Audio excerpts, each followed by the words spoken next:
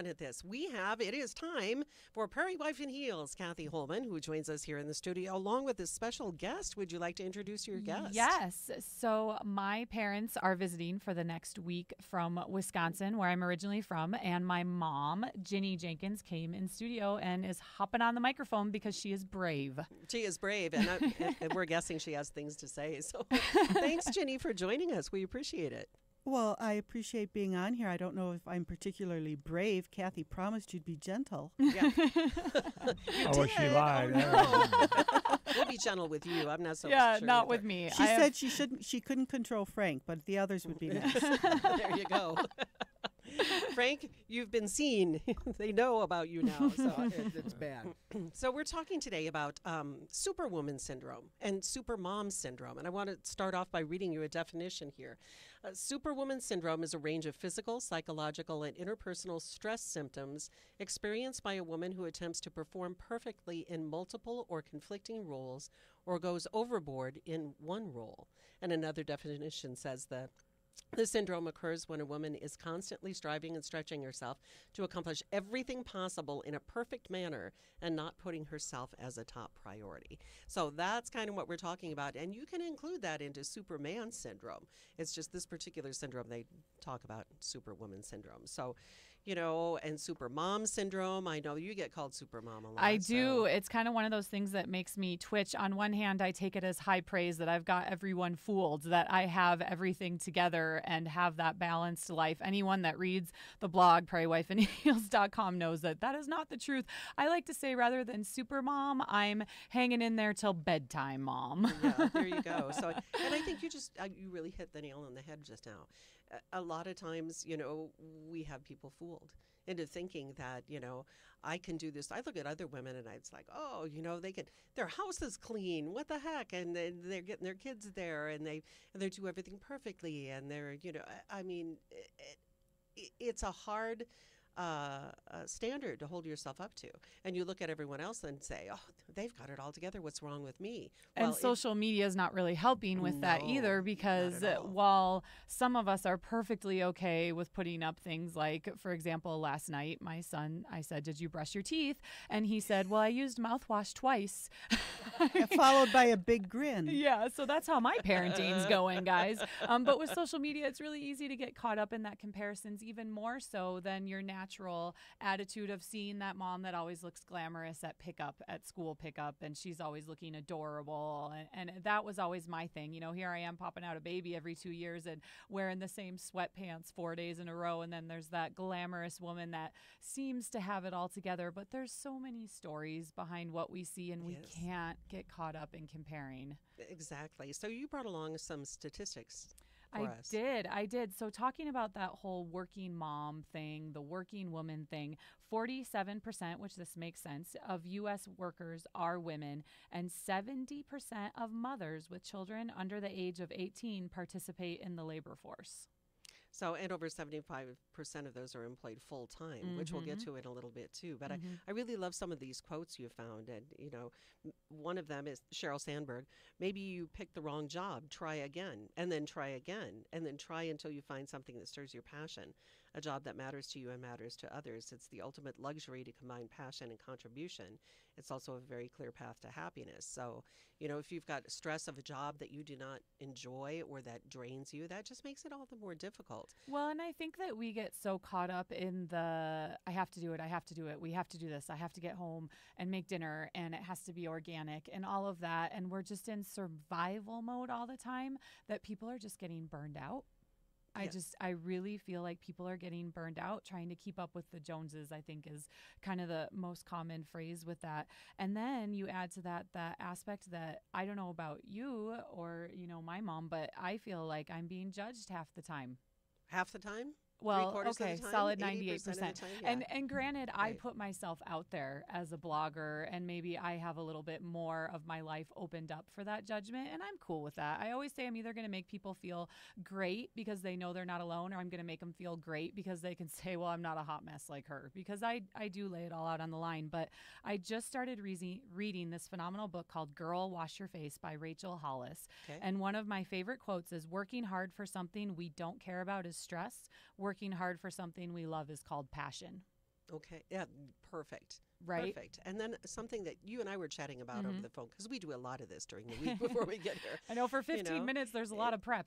There's a certain generation of women, and I'll point to myself too, who, when we were growing up, our mothers were just starting to break out of those traditional roles. And Jenny, jump in here anytime. Just starting to break out of those traditional roles of, stay-at-home housewife. I know my father really didn't want my mom to work outside of the home, even though she kind of wanted to. But as we had more freedom, what we heard was, you can do anything you want and you can do it all. So moving forth with that, then there became a certain expectation of, and you should. So I think that's where some of the judgment and the judgment on ourselves are, as we were hearing, oh, we can get out there and we can have, we can, get the bacon and fry it up in the pan and, go to work and do everything perfectly. And we should. And if we don't, then there's something wrong with us. Well, see, it's the word perfectly that needs to be taken out of there.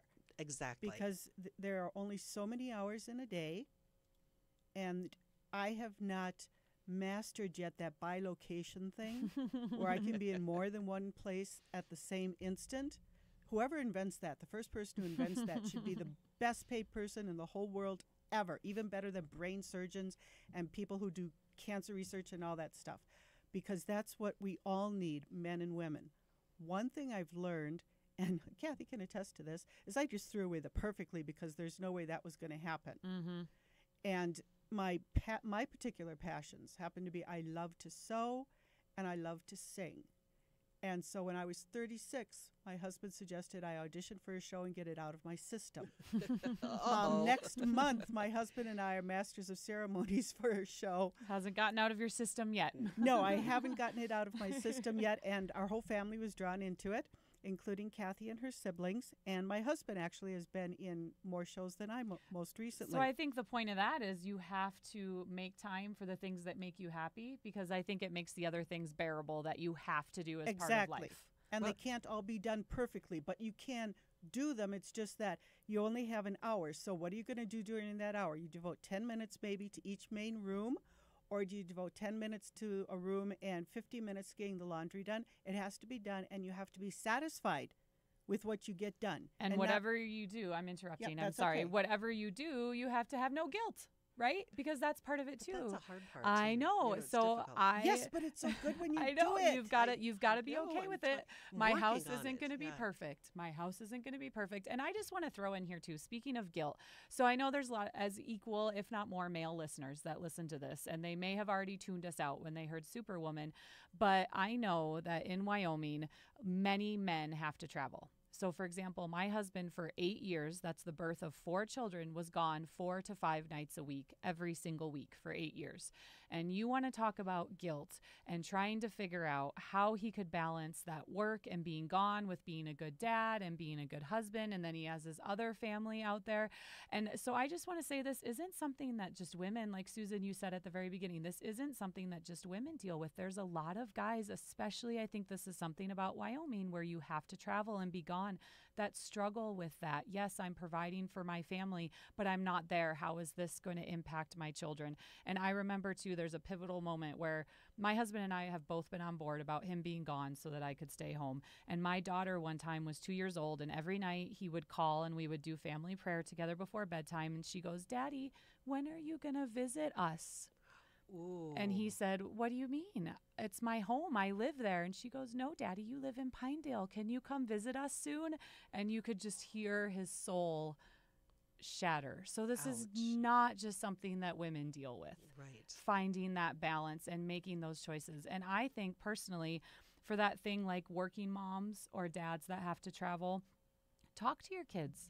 Explain to them why you do this. And it takes so much of the guilt off, because no matter who we are, I've been a working mom. I've been a full-time stay-at-home mom, and now I'm doing the whole work from home, easing my way back into the real world gig. And I just talk to my kids, hey, mommy's going to be gone. I'm going to be doing this. This is why I'm doing this. Daddy's gone so that you can have these things. And it's good for us to remind ourselves, I think, Yes. what we're doing. And if you have that feeling that you're not happy, change it. You know me, I'm all Miss Positivity, Yes. Susie Sunshine. If you aren't happy, change it. So, and let's go to the comments a little bit because Yeah. we had some very interesting comments, There especially were. on my page, from our friend Janelle. I was always running around doing everything for everyone else, and I got angry and resentful. It didn't make me a better wife or mom or coworker. I've had to learn to cut back, to do more for me. If I need someone else to step in, I have to ask them for help. And I've surrounded myself with good friends who are supportive and truthful when I'm doing too much. So I did an interview with General Kathy Wright, who's the first female general for the Wyoming Air National Guard, on the blog several years ago. And one of the things that she said to me that was so profound, because this is a general, first female general in Wyoming in a male-centric situation. She had sons. She had to leave and be gone and pump when she was away at camp because she had a new baby and her husband would help take care. And she said, you have to put oil in your lamp. There's a famous book about that. You know, she said, you have to take care of yourself before you can give to others. And to hear that from a woman who is just phenomenal in every way, shape, and form was really profound for me. And I definitely think about that over and over. And to echo what my mom said, we have John on here who had a great comment, and he said, no one can do everything perfectly. Forget that beep. Yep. Stuff. Right? Yeah. Forget that stuff. So, yeah, I love that comment, too. Yes, So, yes. And then my friend Brenda said, I did what needed to be done. My kids were a priority, of course. Some days my cape flowed beautifully, and some days it was a crumpled mess. I learned to accept that the house wasn't going to be perfect and that it was okay. So, you know, that's a big part of it. You know, Katie said, I think I'm learning I have to set limits and prioritize. No one can be Superwoman every day. So that's a lesson. I mean, I can repeat that as a mantra to myself, and I can hold it out here on a piece of paper and say, yes, that is what I need to do. But geez, it's so hard. Well- but try it once. It feels so Well, I'm going to have a good. massage this afternoon. Good for you. That will To help. heck Good with for paying you. the bills and doing Research. the laundry. Research. So yes, I'm going to do that. So one of my favorite quotes that I found too in my research for this was, balance is not something you find, it's something you create. I love that. Yes. And I just want to say too, so many of these comments said, my kids were my priority. My kids came first. I'm going to ixnay that. There are times that I put myself before my kids. In general, they come first and their needs come first. But I made the promise to myself after I had my mastectomy that I was going to train for a half marathon, which those of you that have done that knows that it takes hours of training. And there were times when I probably should have been at home snuggling with them. And I said, nope, I'm going to hit the ground and I'm going to take a couple hours and go for a run. And I was better for it. Well, that's oil in your lamp The oil part. in your lamp that put the oxygen mask on yourself Yes, first balance. before you can put it on your kids. Create that balance, whatever again, it means. That's a hard thing to do, and I've spent years and years and years, you know, prioritizing the Right. kids and the family above all else. And then it changes. It's a hard habit to break, and you know, I'm getting a little closer to where you are of having them out of the house, you know, and getting Yeah. empty nesting. I got a and ways. Then I have no idea, but you know, for even the men who we've left out, sorry guys, you know, they take on a lot of things. And I know my husband takes on a lot of things. He's doing a show right now. It's the end of there's finals going on. He works very hard for the church. You know, he works very hard for volunteer things, you know, and at some point, everybody, whether male or female or moms or dads, you know, need to step back and say no to some things. It's okay to say no to good things. I have a blog post dedicated to that one. Oh, okay, great. It's okay Send to me the say link, will no ya? to good things. I need yeah. that. I need that very much. So I would just like to comment on one thing Kathy Yeah. said a while ago. She said, I'm easing back into the real world. I heard that. You Actually, go, Mom. everything you do is real. I Thank know. you. I That meant the is- working world. no, Professional no, world. But No, it was an you- interesting the way you said that. You though. put it as something that's real Yeah. and more important, and it was in bigger letters. I could see it as it came out of your mouth than what you do at home. I obviously have more work to do. I am totally okay with admitting that. Thank you for pointing that. I do. In my mind, it's just the real world. The working world. But it's not. In sweatpants, you are still in the real world. I rock those One sweatpants. time I was very depressed, feeling that I was never getting anything done. And my husband suggested we have this big wall calendar that everything I finish, I just jotted on this wall calendar. Oh, Like, okay, great I got the idea. dishes done. I made the meal. The kids got all off to school and they all had their school clothes on and stuff like that. Pretty soon, that calendar was so filled. Those were all real things I totally accomplished. And it was amazing how much better I felt Did I accomplish everything that I wanted to that day? No, but then I set high standards. So it was really made me feel much, much better because everything you do is real. Everything you do is part of that super person. Super person. Yes. Super person. I am going to start doing that, Ginny. Thank you so much for that. Because You have to thank my husband. Okay, I His name will. is Tom. Thanks, Tom.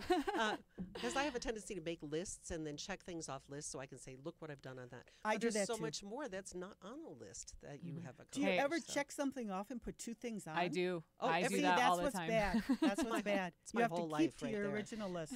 So, well, look, we've done the thing again. We've run out of time for right now. But hey, Ginny, thank you so much for joining us with this today.